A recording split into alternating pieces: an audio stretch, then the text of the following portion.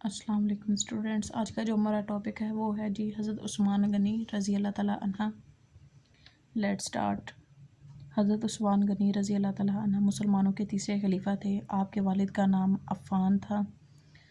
حضرت عثمان غنی رضی اللہ تعالیٰ اپنے زمانے کے ان چند لوگوں میں سے تھے جو لکھنا پڑھنا جانتے تھے۔ انہوں نے بچپن میں اونٹ چرائے جو عرب میں بہت ضروری سمجھا جاتا تھا۔ حضرت ابوبکر صدیق رضی اللہ تعالیٰ عنہ کی دعوت پر اسلام لائے۔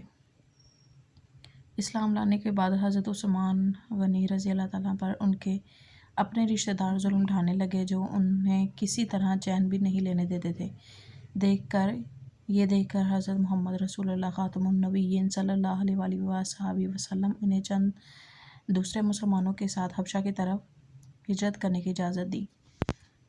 حضرت عثمان غنی رضی اللہ تعالیٰ عنہ کو 3 فضیلتیں حاصل تھیں۔ ایک فضیلت تو یہ تھی کہ حضرت محمد رسول اللہ خاتم النبیین صلی اللہ علیہ وآلہ وصحبہ وسلم نے اپنی 2 صاحبزادیوں کا نکاح یکے بعد دیگرے ان سے کیا۔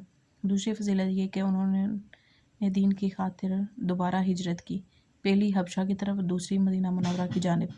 تیسری فضیلت یہ ہے کہ انہوں نے قرآن مجید لکھوا کر ان کی نقلیں مسلمانوں کی ساری آبادیوں میں بھجوا دیں۔ انہی کی نقلیں آج ساری دنیا میں موجود ہیں۔ آپ رضی اللہ تعالیٰ عنہ کو اس لیے جامع القرآن بھی کہا جاتا ہے۔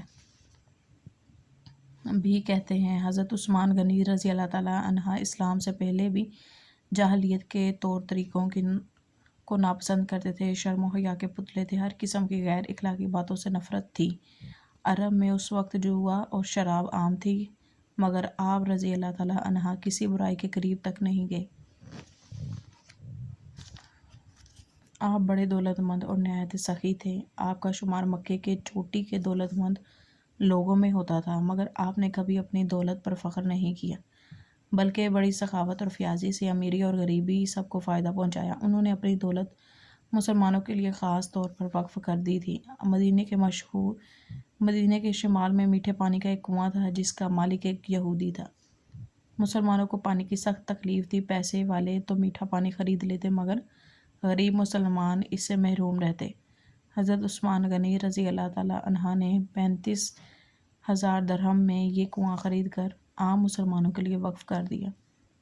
حضرت ابوبکر صدیق رضی اللہ تعالیٰ عنہ کے زمانے میں ایک دفعہ سخت قحط پڑا۔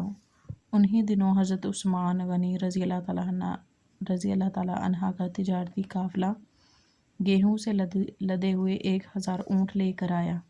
مدینے کے تاجروں نے بڑے نفع پر گیہوں خریدنا چاہا، مگر حضرت عثمان رضی اللہ تعالیٰ عنہ نے تمام گیہوں لوگوں میں مفت تقسیم کر دیا۔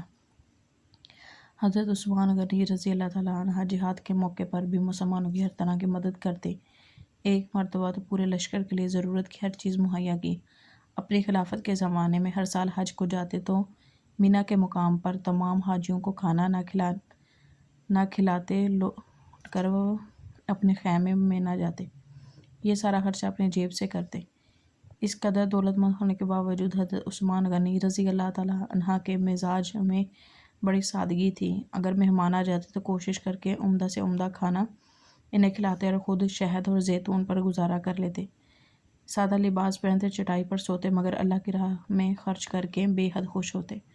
چلیں جی، آج کا جو ہمارا ٹاپک ہے وہ اختتام کو پہنچتا ہے۔ ملتے ہیں اگلے لیکچر میں، تب تک ہمیں دیجیے اجازت۔ اللہ حافظ۔